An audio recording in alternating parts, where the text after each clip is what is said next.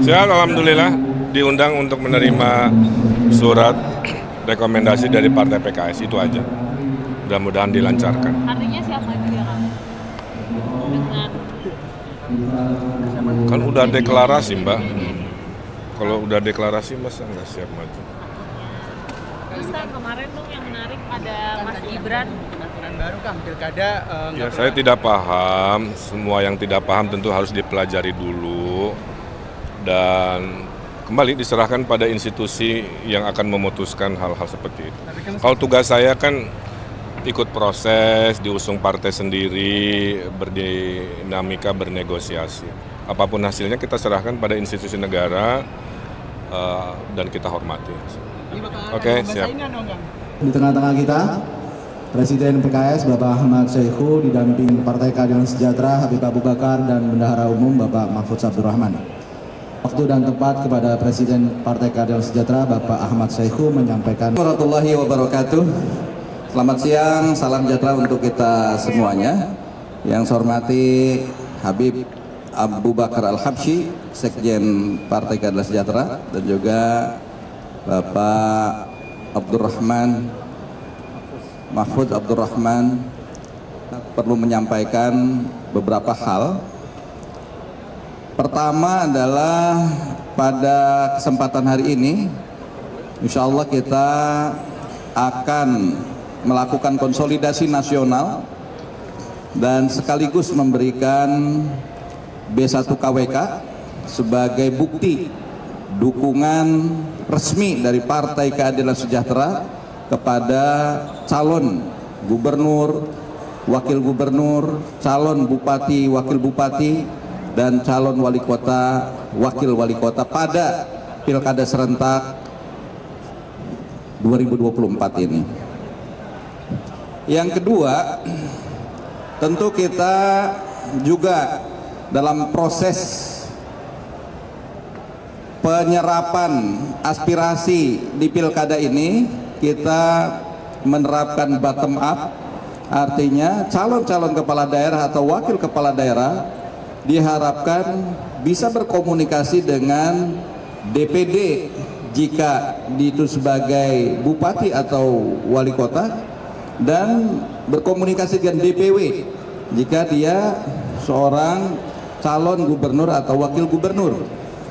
Yang itu kemudian DPD akan menyerahkan surat melalui DPW kepada DPP. Begitu juga untuk DPW mengirimkan surat ke DPP siapa yang dicalonkan. Oleh karena itu, semua calon yang ada dalam kesempatan ini insya Allah bisa dipastikan semuanya sudah melalui proses bottom up ini, sudah bertemu dengan struktur di bawah. Kemudian setelah di DPP, kami membentuk yang namanya tim profesional dan independen untuk melakukan kajian apakah calon kepala daerah atau wakil kepala daerah ini layak untuk kita usung, yaitu tim TPI namanya, tim profesional dan independen.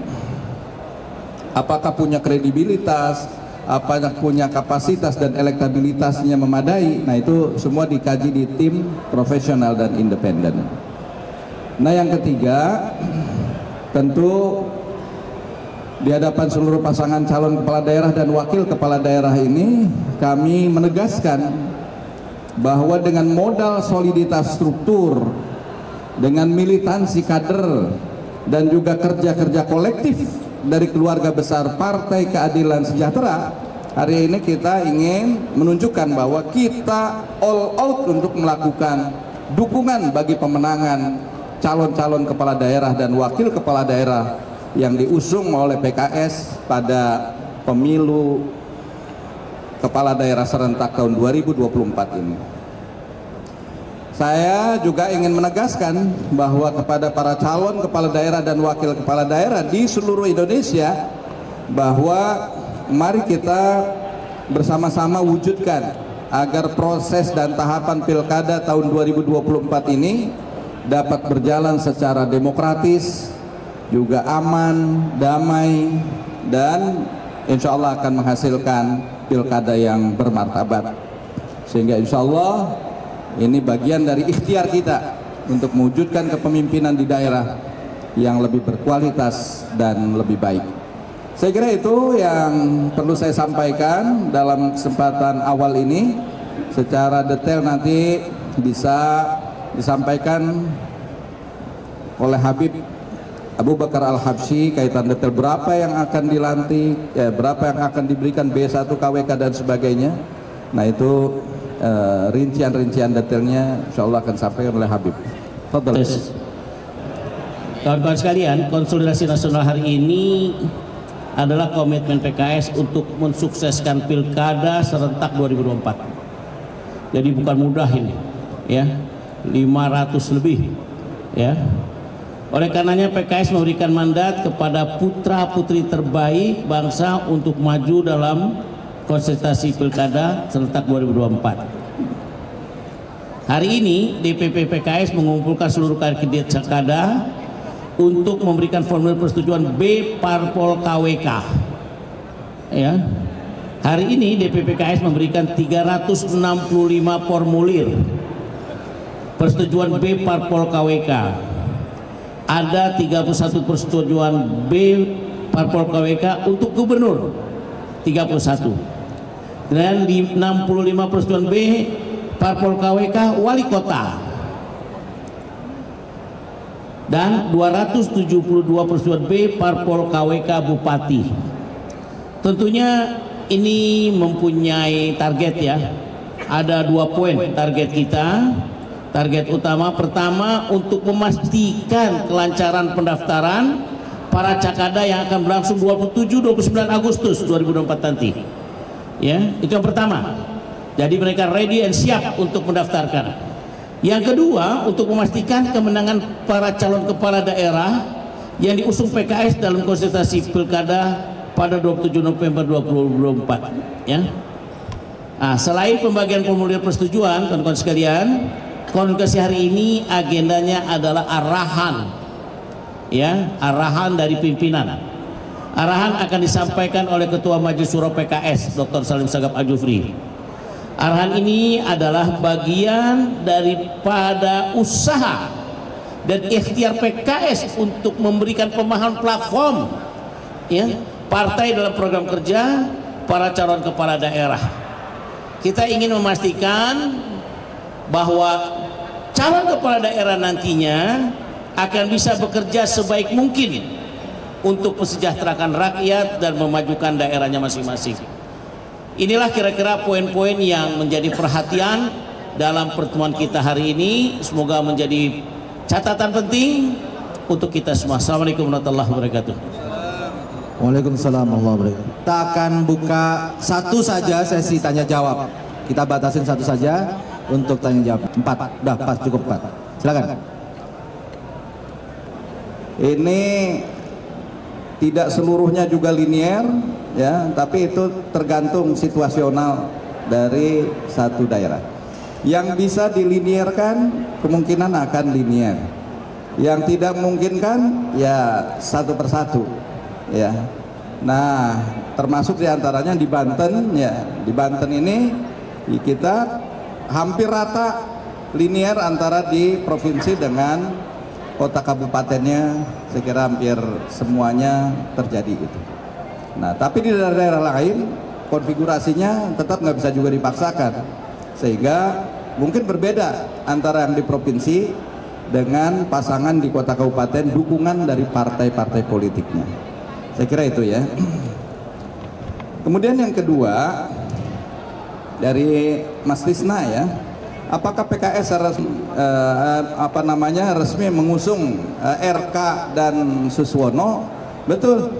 Jadi kita sudah mencabut SK terdahulu terkait dengan pengusungan Pak Anies Rashid Baswedan dan Sohibul Iman, dan kemudian diganti dengan SK yang terbaru yaitu RK Suswono. Ya. Kemudian yang kedua, bagaimana dengan Pak Anies terus terang kita sudah berjuang sejak awal. Kita mengeluarkan SK tahu tanggal 25 Juni kita juga sudah deklarasikan akan mengusung Pak Anies dan Sohibul Iman. Hanya dalam proses perjalanan waktu, karena kita kurang 4 kursi, kita nggak dapatkan partai lain untuk memberikan juga dukungan ke Pak Anies, sehingga sampai tanggal 4 Agustus deadline yang kita berikan kepada Pak Anies Rashid Baswedan nggak kunjung dapat SK dari partai lain selain PKS. Nah, sejak itulah kemudian kita mencabut SK usungan terhadap Pak Anies dan Sohibul Iman untuk kemudian dialihkan kepada RK dan Suswono. Kira-kira begitu ya. Yang ketiga, apakah PKS sudah bergabung ke Kim Plus ya? Sesuai dengan Musyawarah Majelis Syuro yang ke-11 yang dilaksanakan pada tanggal 9 hingga 12 Agustus kemarin, maka PKS sudah menyatakan diri hasil Musyawarah Majelis Syuro itu memang betul bergabung dalam koalisi. Kemudian dari Mas Tria yang menyegaskan dengan bergabungnya ke Kim Plus, apakah tidak ada kekhawatiran ditinggalkan para pemilih? Ini sebagai satu ikhtiar ya, dan keputusan yang diambil oleh PKS bukan keputusan orang per orang, tapi sekali lagi adalah keputusan Musyawarah Majelis Syuro. Saya sebagai Presiden PKS tentu melaksanakan saja apa yang diputuskan oleh Musyawarah Majelis Syuro. Ketika Musyawarah Majelis Syuro meminta agar PKS berkoalisi, itu tentu dengan pertimbangan-pertimbangan yang sedemikian banyak, pro kontranya juga. Tapi kemudian ketika hasilnya adalah harus koalisi, maka saya tentu menjalankan kebijakan itu berkoalisi. Ya. Nah, adapun kaitan bagaimana kita dengan pendukung konstituen kita, insya Allah dalam perjalanan waktu kita akan terus melakukan edukasi politik terhadap struktur kita agar tetap solid, termasuk juga kepada pemilih agar juga paham kenapa PKS melakukan kebijakan yang seperti itu. Memang mungkin komplain-komplain ya sedemikian banyak hari ini, ya kita tadi menjawab dengan hal-hal yang bisa kita sampaikan. Nah, mudah-mudahan itu bisa difahami dengan baik. Terima kasih.